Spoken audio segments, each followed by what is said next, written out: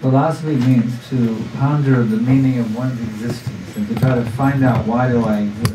What is the purpose of my existence? The animals simply want to eat, sleep, mate, and defend. That is animal life.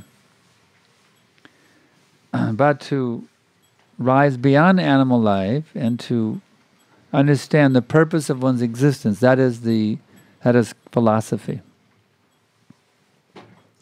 Formerly in our universities, philosophy was the field of study for everyone. Now they have so many things: computer science, biology, so many subjects. But formerly, philosophy was the subject matter of the universities in the beginning. That's why even today, the highest level degree is called PhD, you see. Which means that the doctor, the highest, that is the highest position, to understand the purpose of one's existence. So, according to the ancient sages of India, this science is very, very deeply understood. I personally was studying philosophy, taking different philosophy courses. I studied general philosophy, I studied the history of Western civilization, I studied Greek philosophy. But there was something lacking, so I looked towards the East. And I found that in the Vedas, philosophy was taken at a much deeper level than any of the Western philosophers had gone. We see a hint of it in Socrates, a slight hint, because the Greeks actually were an offshoot of the Indian civilization. The Greek and Roman dynasties actually were offshoots from India. So in Socrates we see the first point of philosophy actually. Socrates was challenging all the standard norms of the society. He's very much challenging and cutting through all of the norms of the Athenian society. It was such a disturbance for the government leaders that they said, okay, that's it, you have to drink this poison, this hemlock. We can't handle you anymore. You're too much of a disruption for our society. So, Socrates very wisely, as a learned philosopher, they said, how would you like us to bury you? He said, well, you have to catch me first. You see, this means a philosopher.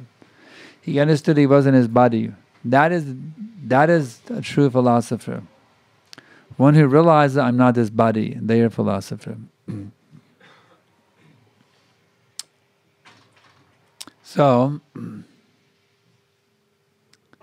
that's where our study of philosophy begins. I'm not this body. We start from that point, you see.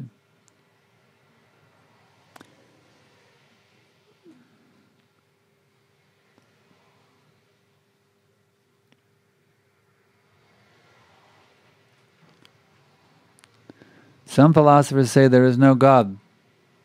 Some philosophers say there is God. That's some debate amongst philosophers, you see. But the existence of the Supreme is just as real as the existence of us. How can we prove that philosophically? It's not difficult. You have some money. Do you have any money? Do you have any money? Yes. Do you have any money? Yes. But the amount of money you have is not the same. Everybody has some money. Even the pauper has a few litus in his pocket, you see. Everybody has some money.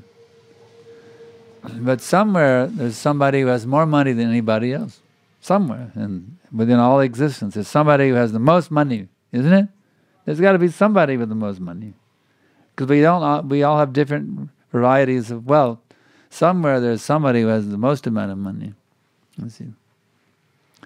So, in the Bhagavad Gita, Krishna says,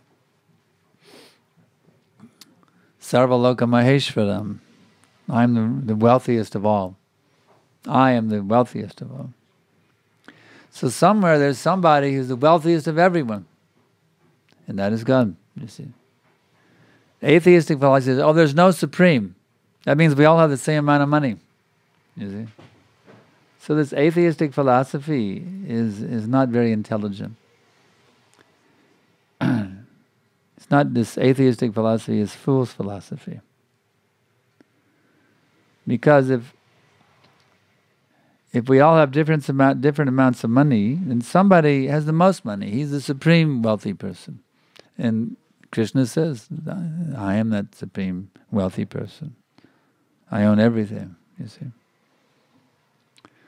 So in this way we can understand there has to be a supreme being, since we're all beings here. I'm a being, you're a being. We're so many beings walking up and down the street, doing this, doing that. There's so many beings. But somewhere there's a being who's supreme. He has more money, more wealthy. And there are 5 other criterion. Power, who is more powerful, who is more beautiful, who is more renounced, who is more knowledgeable, and who is more famous. You see. It's not that we all have the same amount of fame. You see. Somebody is known all over the world. Somebody is only known in their neighborhood. We all have different amounts of fame, different amounts of renunciation, different amounts of wealth, different amounts of beauty, different amount of power in this way. We all have, there's variegated amounts of these, of the possession of these various types of opulences. So somewhere there has to be somebody then who has the most opulences, and that is God.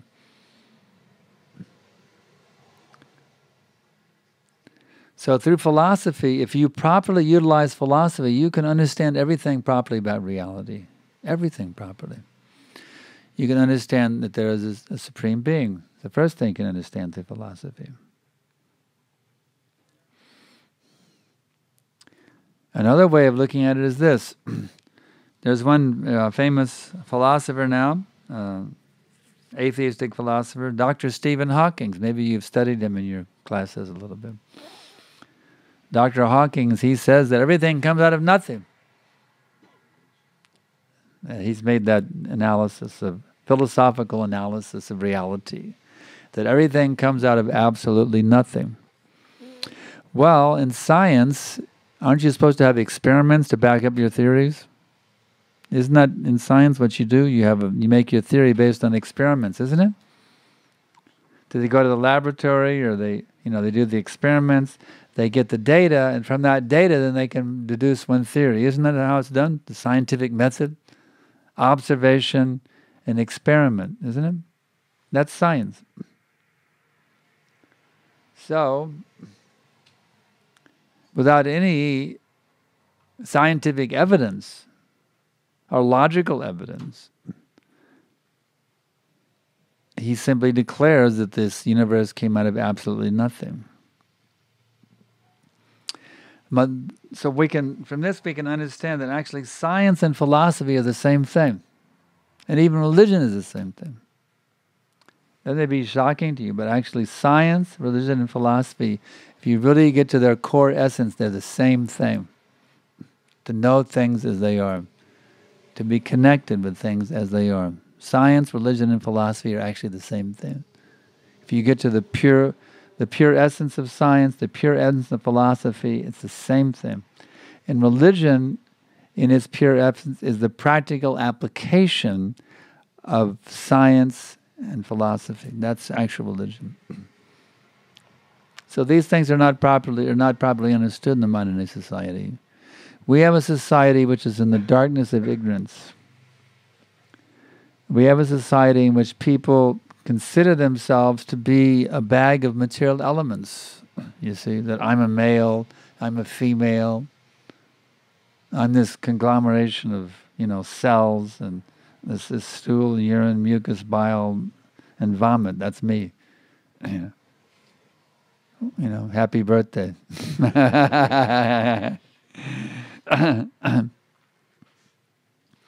But it's not a very satisfying thing. You see, to have to get old and die. Do you want to get sick, get old, and die? You're looking forward to death? You say, no. It's not. Someone says, "Well, I don't mind." Someone must be really show they're really cool. Yeah, I don't mind dying. I'm cool with that. All right, come up here. I have a 6-shooter. I'm ready. If you're ready to die, come on up. I'll shoot you right now. You ready? Any volunteers? You say, no, we don't want to do. Why do you look both ways when you cross the street? Because you don't want to be hit by a car, isn't it? Otherwise, you just walk across the street. So, without looking. So,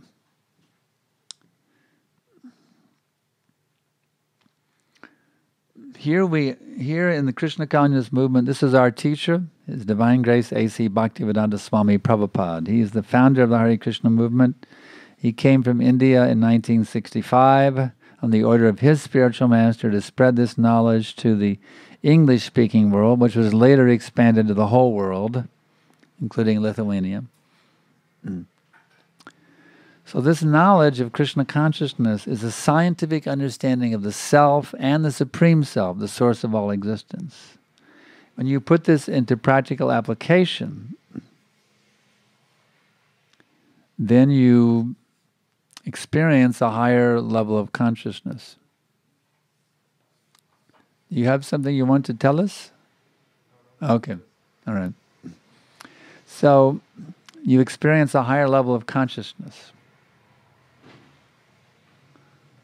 In other words, as long as we identify as being these material bodies, our consciousness is limited.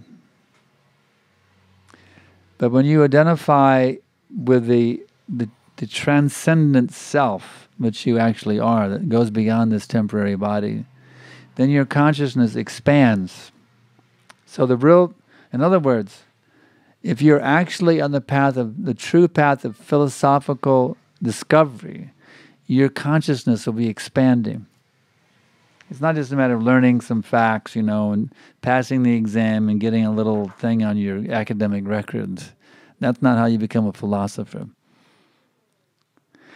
A true philosopher means you're actually getting an awakening of consciousness within you. Your understanding of the self goes beyond this temporary material body. Your understanding of the Supreme Self becomes scientific and philosophical, and the result is your consciousness goes through amazing transformations. Your individual consciousness becomes perfectly dovetailed with the Supreme Consciousness that knows everything.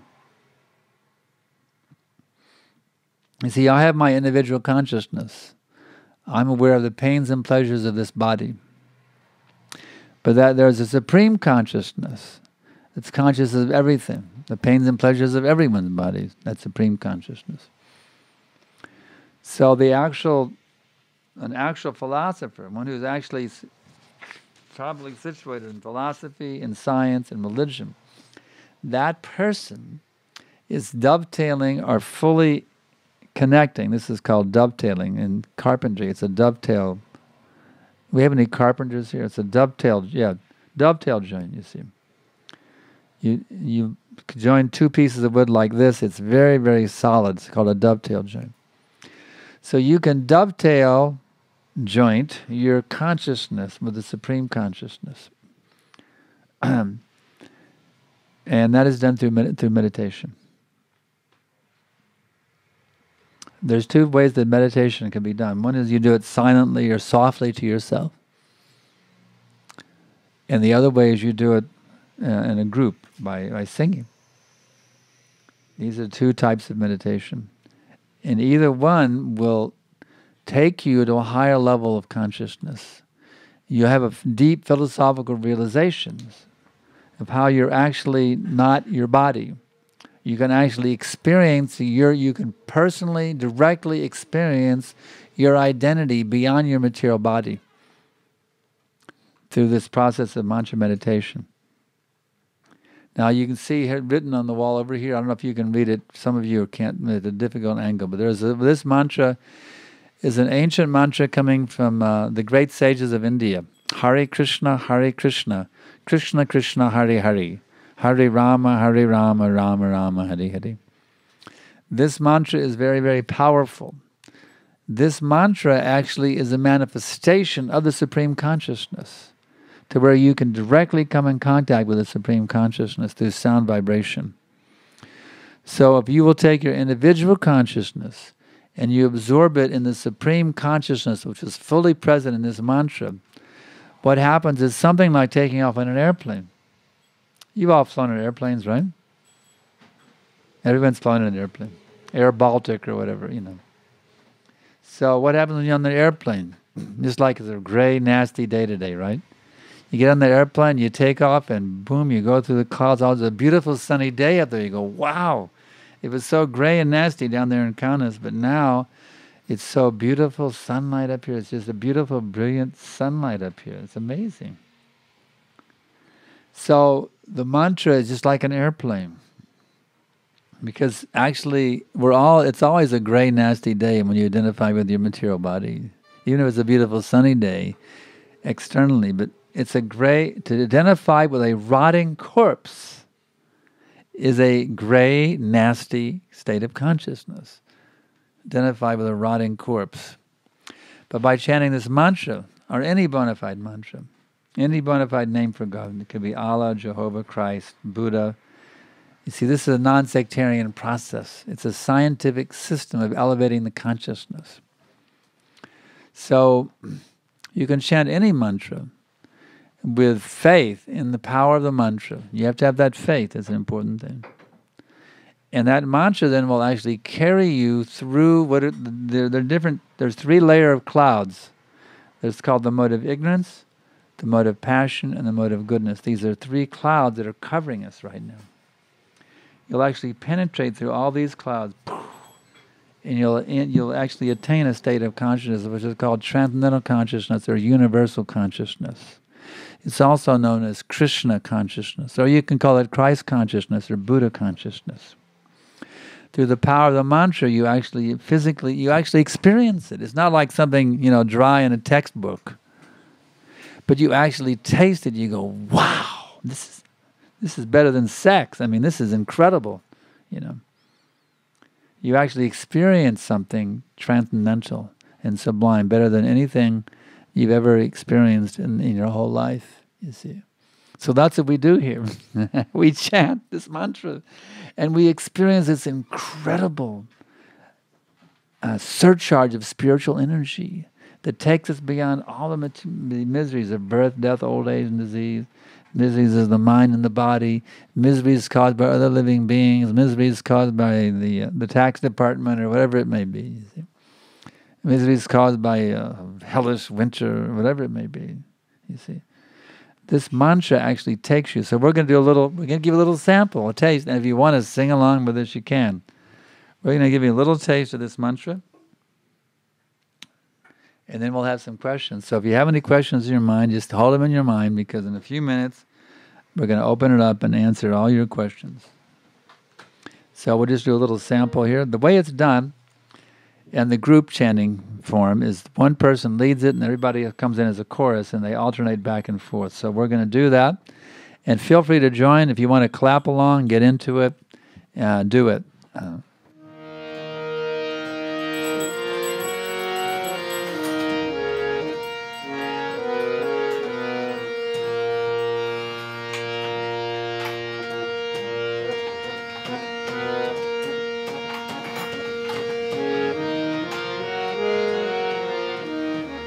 If you want to sing along, you can read from the thing, the sign.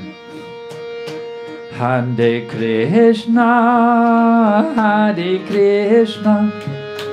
Krishna Krishna, Hare Hare, Hare Rama, Rama Rama, Hare Hare.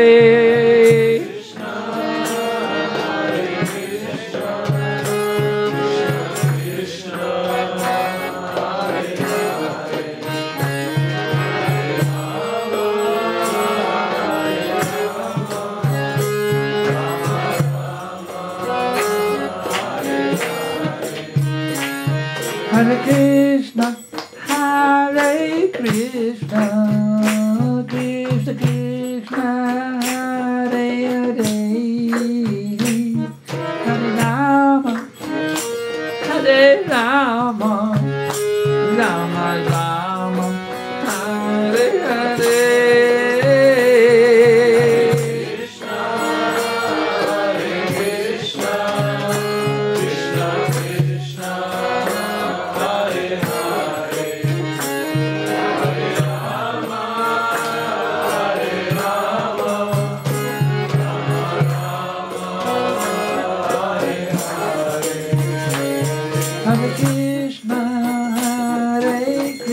Krishna Krishna, Hare Hare, Hare Rama, Hare Rama, Rama Rama, Hare Hare.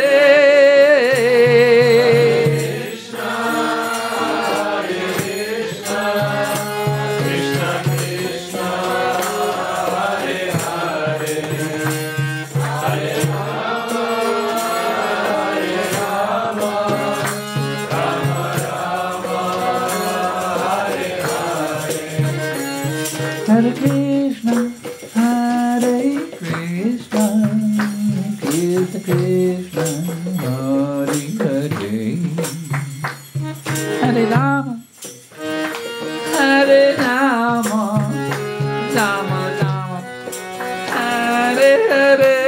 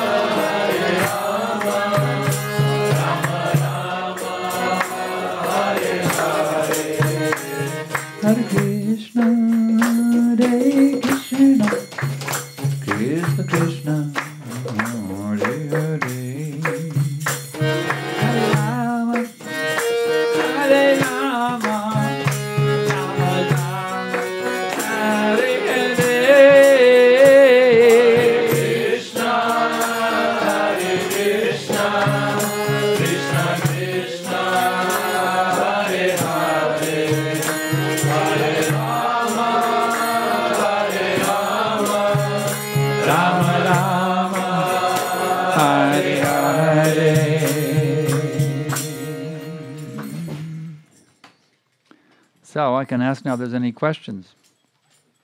Feel free. Don't be shy.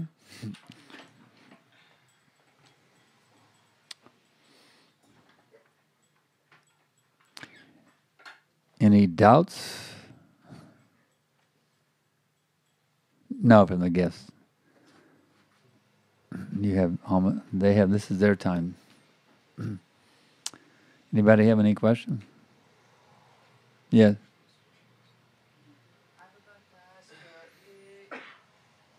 what do you mean by enlightenment in your tradition, and have you met a person who... So what do I mean? What do we mean by enlightenment in our tradition? That's one question. Can I answer? Let me answer that one first.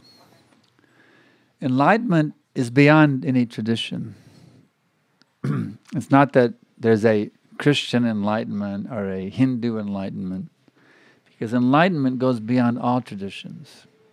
It's transcendental to any tradition. It is a state of perfect consciousness, of clarification of consciousness.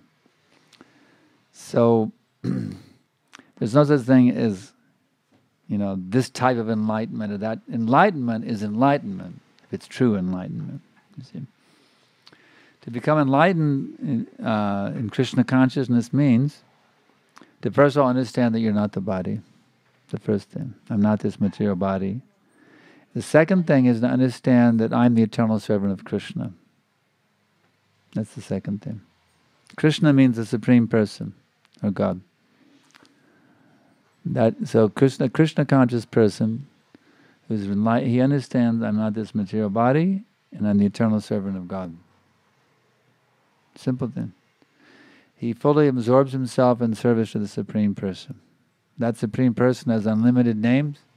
He can be called Allah, Jehovah, Christ, Krishna, Buddha. There's one Supreme who's the source of everything.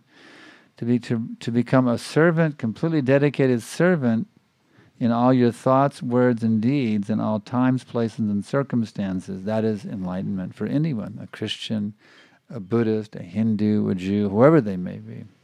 That is perfection of enlightenment for anyone in any tradition. So we teach that. We don't teach a particular tradition. We teach what is the essence of all traditions. And have you met a person who you could call totally enlightened? Absolutely. My spiritual master, Srila Prabhupada. He's on the highest, he's the most enlightened guru in the history of the whole universe. He's the highest level guru. He's called Jagat Guru, the spiritual master of the whole universe. And I'm very fortunate to have met him, to have corresponded with him in many letters. He left the world in 1977, but I had I personally met with him. I had a private meeting with him. I have correspondence with him. I was really fortunate to meet the most enlightened teacher in the history of the universe and to be instructed by him, be accepted as his disciple in 1971. So I was very fortunate to have had personal contact with the most enlightened teacher in the history of the universe. Anything else? I saw your hand from somebody else. Okay. Is there such things as good and evil that you and I can understand equally? Is there objective criteria for goodness? Yes. Some philosophers say that good and evil, they're just relative conceptions. They're not really, there's no such thing as absolute good and absolute evil. It's just our mental conceptions, but that's not true. That's absolutely untrue. Krishna states in the Bhagavad Gita, paritranaya sadhanam paritranaya duskritam. He says, I come to protect the good and annihilate the evil. God makes a clear distinction. The supreme authority, Krishna or God, makes a clear distinction between good and evil. You see, so there's a very clear distinction. And that distinction is this. That which is in accordance with the will of God, that is good. That which is against the will of God, that is bad. It's a very simple thing. For those who deny God, you see, they're left with no way to absolutely tell the difference. An atheist, then what's the standard? You see, if I'm an atheist and you're the atheist, then what's good and bad? Well, we make our own definitions. Well, what gratifies me, I call good, and you call what gratifies you good. You see, but it's like a battle. Where are we going to draw the line between good and evil? But if there's no higher authority to draw the line, then it's just everybody's argument over what's good and bad. You see, some people say this is good, some people say it's bad. There's no absolute standard. But if you have God as the supreme authority, then you have a clear line. Otherwise, there's never a clear line between good and bad. That clear? Great question. I appreciate it. Any other? No, they have the priority. See, all the guests have the priority. But if there's no guests with questions, but I think if we let them, they'll ask the questions. You can ask me the lecture tonight. See, these are my students. They come to 2 lectures a day. So you all have the priority. I'm the professor, and these are my students. So you all have the priority as the guest to ask the question. Yeah. Huh? How did you found about Krishna? How you came to Krishna? How did I come to this wonderful enlightening process? Yeah. Well, I'll just give you a thumbnail sketch. I grew up in the U.S., rich, powerful country, and, they puffed up country, thinking they're the greatest country in the world, the American illusion, right? So, son, just go to college, and my dad taught me, just go to college to be the happiest days of your life. And I got there and wasn't happy at all. I go, wow, my dad said college is going to be the happiest days of my life, and here I am on the campus. I moved into the dorm, it's miserable.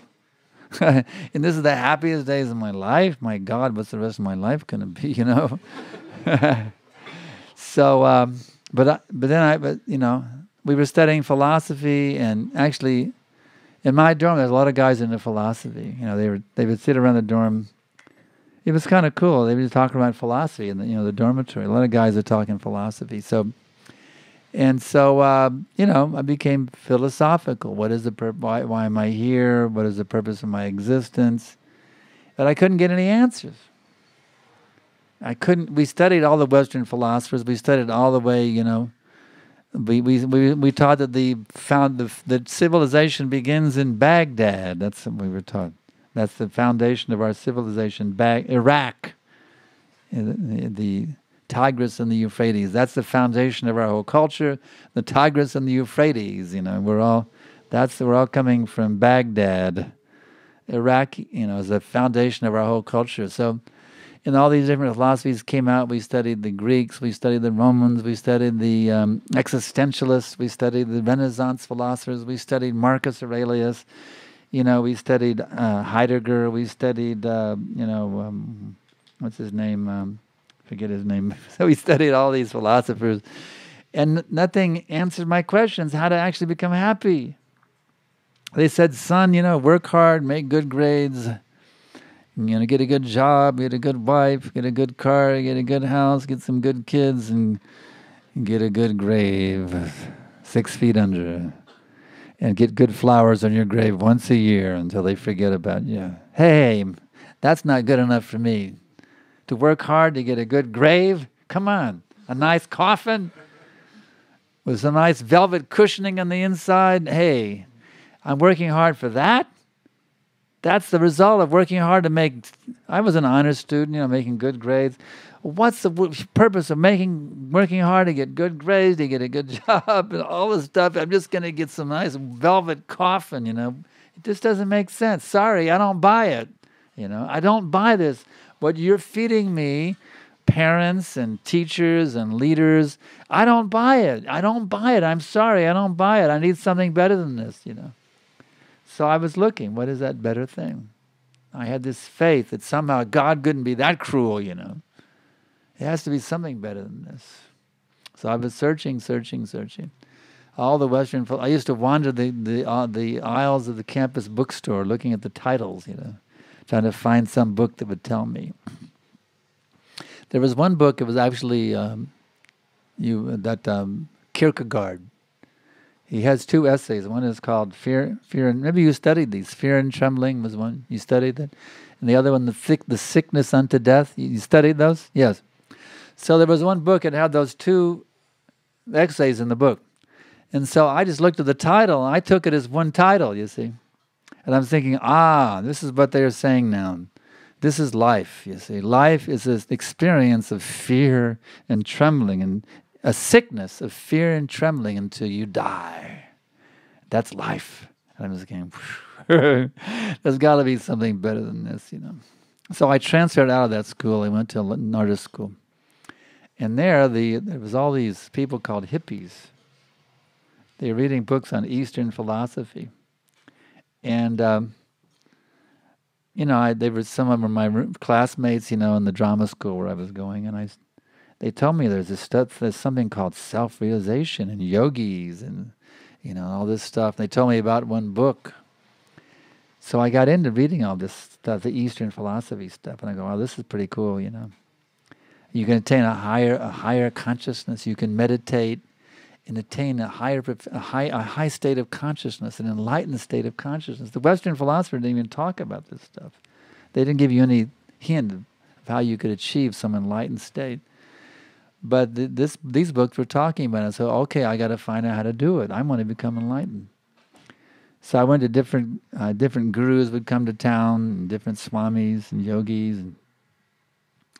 And one guru came and he said, I'm God, you are God, and we are all God. So I tried it.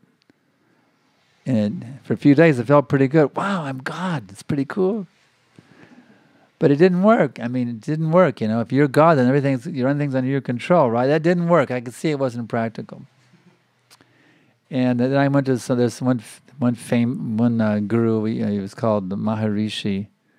He was teaching this mantra. You do this silent mantra for 20 minutes twice a day, and you'll become you become enlightened. I tried it. I paid my money. 1 month's rent, actually, I paid to become an initiated disciple of this Maharishi Maharaj Yogi. I tried his mantra. Aing, aing, aing, aing. I tried it for 20 minutes twice a day. It didn't work. I felt like I was on an airplane on the, taking off, trying to take off from the runway. It was like an endless runway. I never lifted off, I kept aing, aing, aing, aing, aing, aing, aing. The thing would never lift off. I was just stuck on the ground. But then one night one chilly autumn evening in 1968 in Denver, Colorado, one friend of mine named Patrick Dolan, he wasn't a Hare Krishna devotee, he was some friend of mine, and really a very trusted and dear friend of mine, Patrick Dolan, and he came to my apartment and he actually introduced us to this mantra, Hare Krishna, Krishna Krishna, Hare Hare, Hare Ram, Ram Ram, Hare Hare. So I would just, I would tried so many things to become enlightened. I tried staring at a candle. One guru said, sit and stare at a candle. I tried doing that,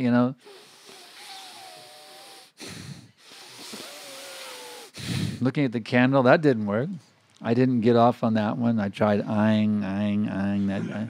I tried being God, and that didn't work. I tried so many things to get enlightenment, and nothing worked. But then I tried this Hare Krishna, and wow, it worked. I said, wow, this is great. It actually worked. So I've been chanting it now. So this Hare Krishna chanting works. I just tried, basically, that's what happened.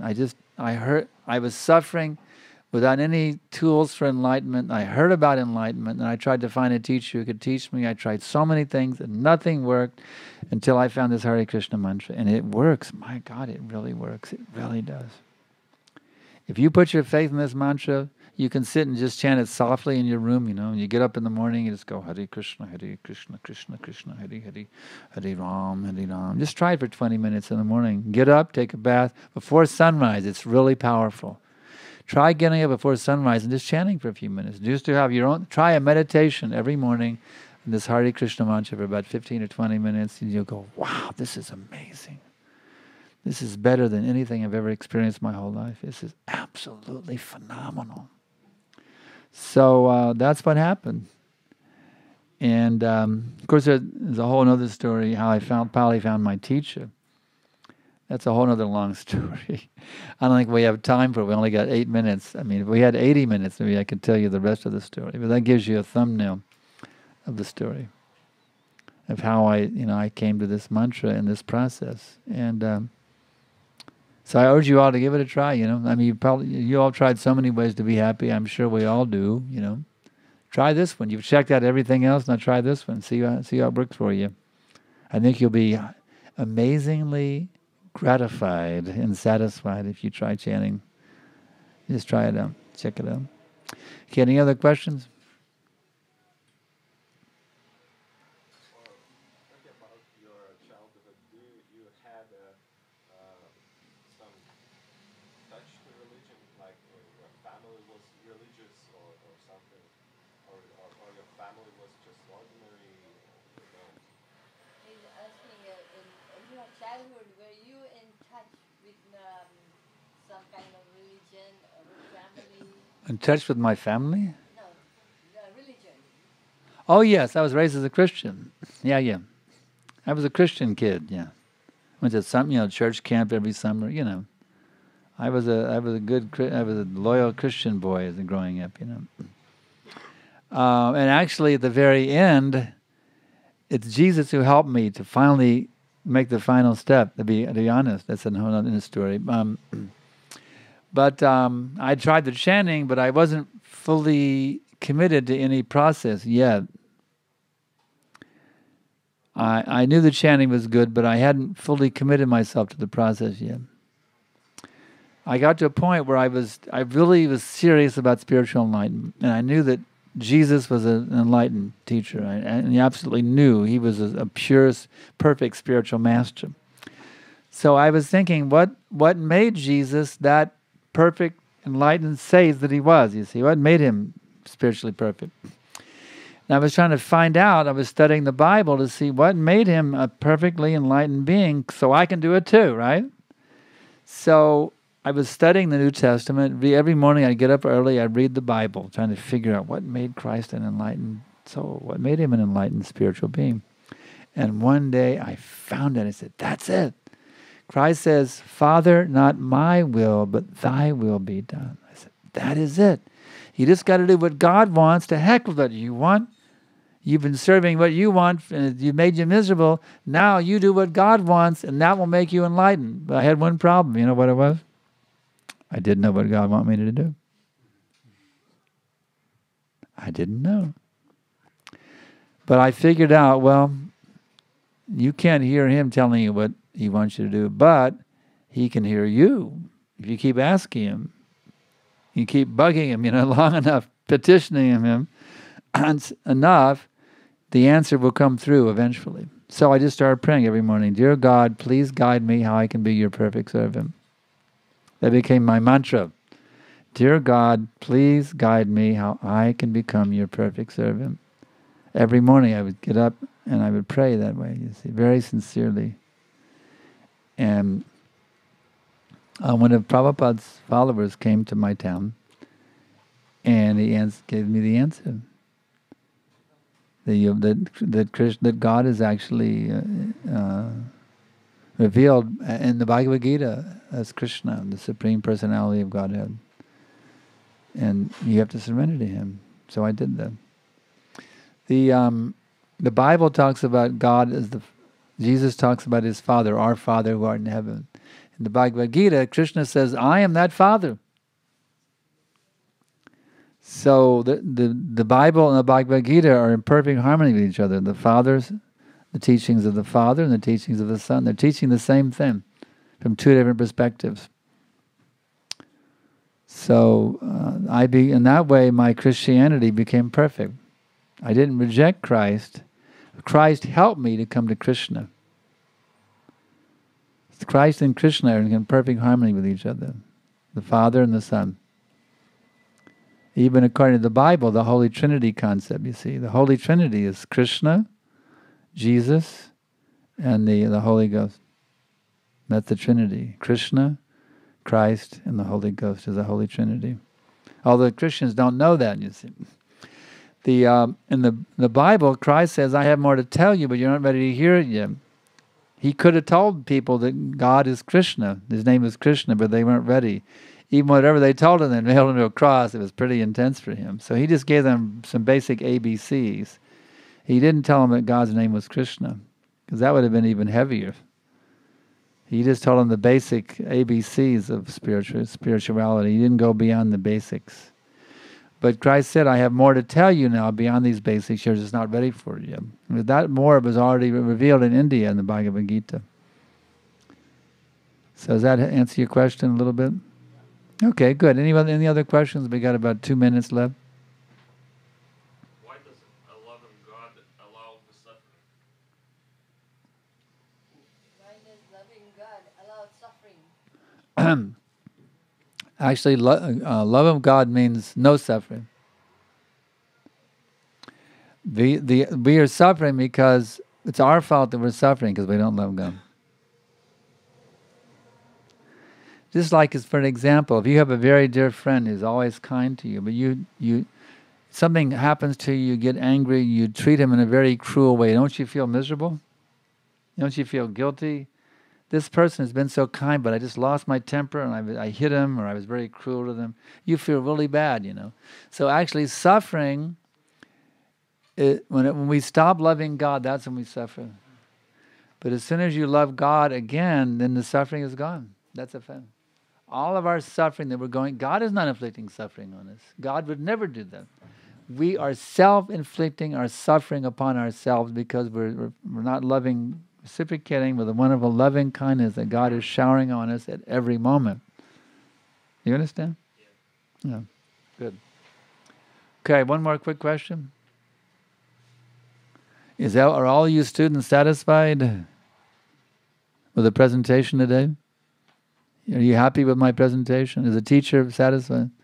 Does anybody feel I haven't done a nice job today of explaining anything? Think I've been a lousy teacher today? Everybody's happy. Happy? You feel like you like to read some of our books and pursue it a little further on your own for enlightenment? Where are our books? Where are the books? That's our own library. No. Where's the books? Do we have any books available? Where's Sankirtan? We have a lot of books at our university, Hmm? Bible. What is it? We have a lot of books about Bhagavad Gita and translations. Do you have any of our books from ISKCON? At the university in the Bible. Do you have any of our books from... Where is Sankirtan?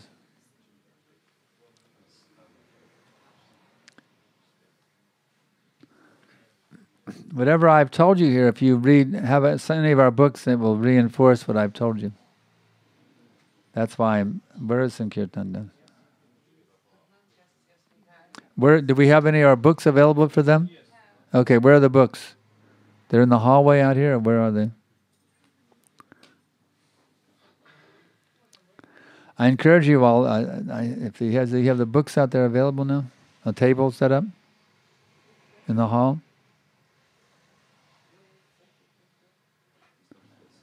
Is there a book table set up in the hall yet? How soon will it be ready? Huh? Okay. Yeah, help them get the books ready. So we like to at least look at our books, if nothing else. They're full of wonderful pictures and they're wonderful, wonderful books, delightful literatures. Even if you don't take one, just want you to have you see what our books are. In other words, we don't just talk from our minds. We have volumes of books explaining this science. I'm just teaching you what's in the books. That's all I'm doing All I'm doing here. I'm not giving you my own speculations. We simply, our spiritual master Srila Prabhupada has given us many, many, many volumes of books, and they're translated now, many of them into Lithuanian, into Russian, and so many languages all over the world. So what we do is we teach you from these books. We don't give you our own philosophy. We teach you from what Prabhupada has given us. So it's very, very important. At least you can see the books. You'll understand that we're not simply mental speculators, but we are speaking with the authority of ancient wisdom behind us.